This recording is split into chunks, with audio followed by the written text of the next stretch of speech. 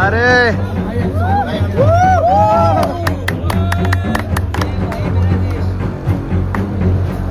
வணக்கம். கே பாலகிருஷ்ணன் பேசுகிறேன், ரூஸ்டர் செய்திக்காக. இன்றைக்கு ஒரு சம்பவம் 2022 நடந்த ஒரு நிகழ்ச்சி. அதாவது என்ன நிகழ்ச்சின்னுச்சுன்னா, ஒரு மாட்டை கொண்டு போயிருக்கிறாரு ஒரு லாரியில் வச்சு, ஒரு ட்ரக் டிரைவர்.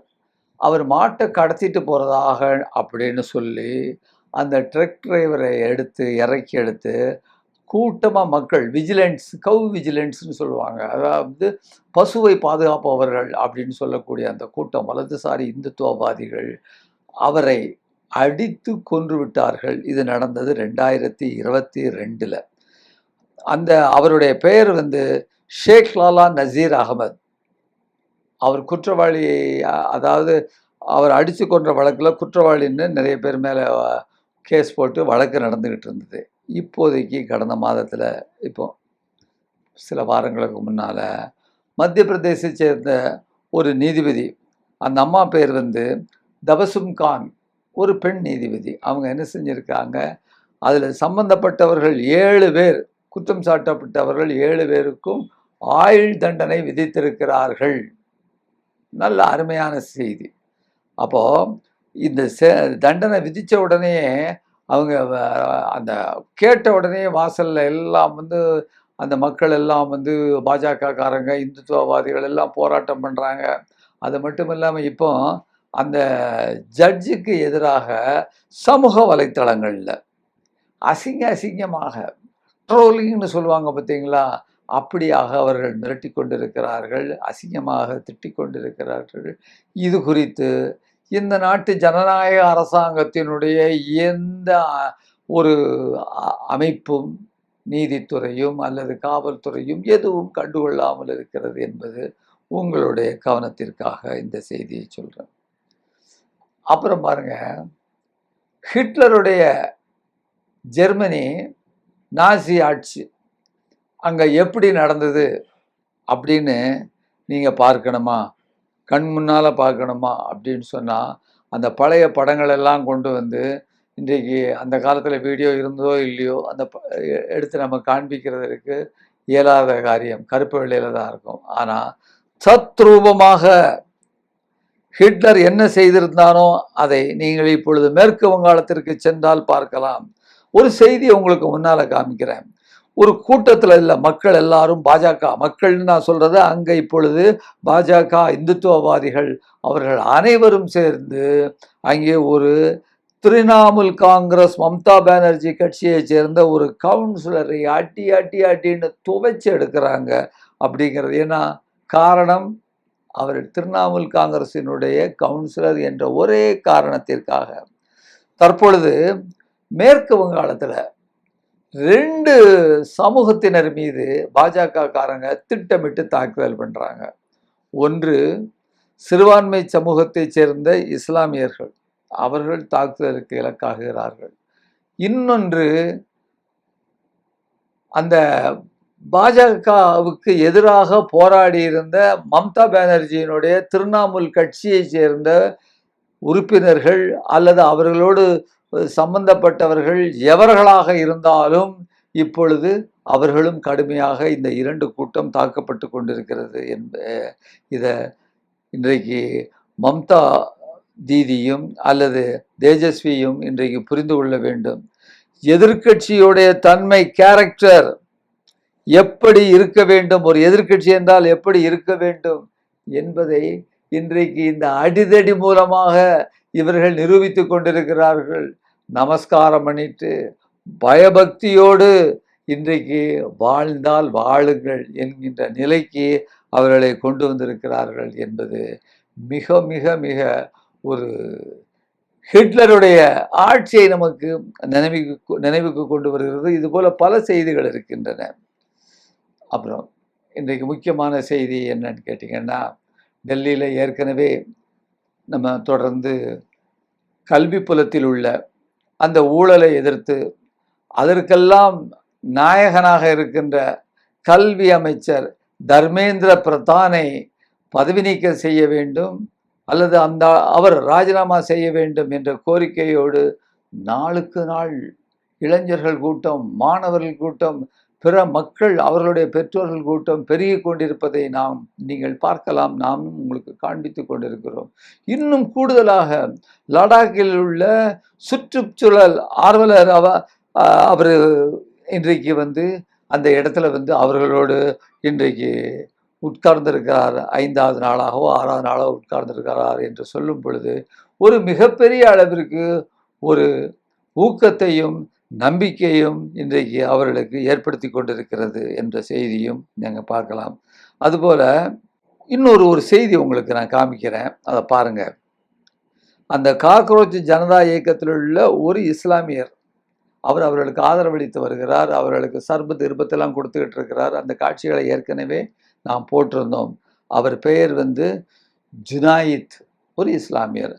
அவரும் ஒரு இந்து மதத்தைச் சேர்ந்த ஒரு குருவான சரத் பாபாவும் ஒருவருக்கு ஒருவர் வாயில் இனிப்பு கொடுத்து தங்களுடைய மகிழ்ச்சிகளை பரிமாறிக்கொள்கிறார்கள். அதே நேரத்தில் இந்தியாவினுடைய ஒற்றுமை என்பது இப்படித்தான் இருக்க வேண்டும் என்று ஒரு போராட்ட களத்திலே அவர்கள் நிரூபித்துக் கொண்டிருக்கிறார்கள். இந்த காட்சி என்பது இணையதளத்தில் வைரலாக சென்று கொண்டிருக்கின்ற அந்த செய்தியை கூட நாம் பார்க்கிறோம். அந்த உண்ணாவிரதத்தில் இருக்கின்ற அந்த மூத்த கரப்பான் பூச்சி சோனம் வாங்சுக் அவர்கள் இன்றைக்கு அவர் சொல்றாரு, நான் இந்த உண்ணாவிரதத்தில் இருப்பது மக்களுக்கு விழிப்புணர்வு கொடுக்க வேண்டும் என்பதற்காக நான் இருந்து கொண்டிருக்கிறேன். மேலும் மேலும் மக்கள் சேர்ந்தால் நல்லது என்கின்ற ஒரு செய்தியை சொல்லுகிறார். அந்த காட்சியை இன்று போடுகிறார்கள் பாருங்கள். அங்கே இளைஞர்கள் எல்லாம் அந்த தப்பட்டையில் அடித்து கொண்டு பல்வேறு மாணவர் இயக்கங்களில் ஏற்கனவே ஐசா சிபிஎம்எல் லிபரேஷனுடைய மாணவர் இயக்கத்தை சேர்ந்த ஆல் இந்தியா ஸ்டூடெண்ட் ஃபெடரேஷன், அதுவும் இன்றைக்கு அசோசியேஷன், அதுவும் இன்றைக்கு அவர்களோடு உண்ணாவிரதத்தில் இருந்து கொண்டிருக்கிறது. மக்கள் வந்த வண்ணமாக, சாறை சாறையாக வந்த வண்ணமாக இருந்து கொண்டிருக்கக்கூடிய செய்திகளை நீங்கள் இங்கே பார்க்கலாம். இவர்கள் வருவது, மூத்தவர்கள் வருவது மிகப்பெரிய ஒரு நம்பிக்கையை இந்த இளைஞர்களுக்கு ஏற்படுகிறது. நாட்டில் உள்ள அனைத்து மக்களுக்கும் ஒரு நம்பிக்கையை ஏற்படுத்துகிறது. முக்கியமான நாட்டில் உள்ள பிரபலங்கள் அங்கே பேசி செல்கிறார்கள், அவர்களுக்கு ஊக்கம் கொடுக்கிறார்கள். ஐக்கிய விவசாயிகள் முன்னணி, சம்யுக்த கிசான் மோர்ச்சா என்கின்ற அந்த நாட்டில் மிகப்பெரிய அமைப்பாக விளங்கி கொண்டிருக்கின்ற அந்த அமைப்பை ஆரம்பித்த தலைவர்களில் ஒருவரும் இந்திய ஒற்றுமை இயக்கத்தினுடைய ஒருங்கிணைப்பாளருமான பேராசிரியர் யோகேந்திர யாதவ் அங்கே அந்த இளைஞர்களுக்கு ஆதரவை கொடுத்து அங்கே பேசுகின்ற காட்சியை கூட நீங்கள் பார்க்கலாம். எனவே அந்த போராட்டம் நடக்கின்ற இடம் நம்பிக்கையின் ஊற்றாக அந்த ஜந்தர் மந்திர் விளங்கி கொண்டிருக்கிறது என்ற செய்தியும் இங்கே நான் உங்களுக்கு தெரிவிக்க விரும்புகிறேன். அவர் பேராசிரியர் யோகேந்திர யாதவ் என்ன சொல்றாரு தெரியுமா? இன்னும் நிலைமை அப்படியே தான் இருக்கிறது. யோகேந்திர யாதவ் சொல்றாரு, ஆட்சியாளரின் அகங்காரம் உச்சகட்டத்தை எட்டியுள்ளது, அதை தாண்டியும் சென்று விட்டது. இன்று நாட்டில் அனைத்து கட்சிகளும் உடைக்கப்படும் சூழல் நிலவி கொண்டிருக்கிறது. ஜனநாயகத்தினுடைய ஒவ்வொரு குரலும் ஒடுக்கப்படுகிறது. இத்தகைய சூழலில் இந்நாட்டு மக்களின் எதிர்ப்பு குரல் எழுப்புவார்கள் என்பதில் எனக்கு உறுதியான நம்பிக்கை உள்ளது. அதற்கான தொடக்கம் இங்கேயே தொடங்கிவிட்டது, இந்த ஜந்தர் மந்திரிலேயே தொடங்கிவிட்டது. அனைத்து எதிர்க்கட்சிகளும் இங்கு ஒன்றிணைந்து வருவார்கள் என்று நான் நம்புகிறேன்.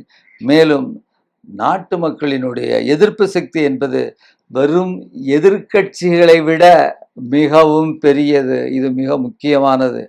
நாட்டு மக்களினுடைய எதிர்ப்பு என்பது வெறும் எதிர்க்கட்சிகளினுடைய ஐக்கியம் அல்ல, அதையும் தாண்டியது, அதைவிட பெரிதானது என்பதை சரியாக சொல்லுகிறார். மக்கள் அமைப்புகள், விவசாய சங்கங்கள், தொழிலாளர் சங்கங்கள் என அனைத்து அமைப்புகளும் இங்கு வந்து சேரும். அவர்கள் இந்த குரலை உறக்க ஒலிப்பார்கள். உங்கள் அனைவருக்கும் மிக்க நன்றி. உங்கள் ஆதரவுக்கும் அதே சமயம் ஏதேனும் குறைகள் இருந்தால் மன்னிக்கவும் என்று சொல்லி அனைவரும் இணைந்து முழங்குவோம்னு சொல்லிட்டு ஜெய்ஹிந்த் ஜெய்ஹிந்த் என்று சொல்லக்கூடிய ஒரு செய்தியை பார்க்கிறோம். இன்னொரு செய்தி பாருங்க. ஜந்தர் மந்திர் நேற்று மரியாதைக்குரிய இடமாக மாறிவிட்டது. தீப்பிளமாக ஒளிர்ந்து கொண்டிருக்கிறது. காரணம் என்ன தெரியுமா? 1000 வாட்ஸ் பல்பு 10,000 போட்டாங்களா? இல்லை.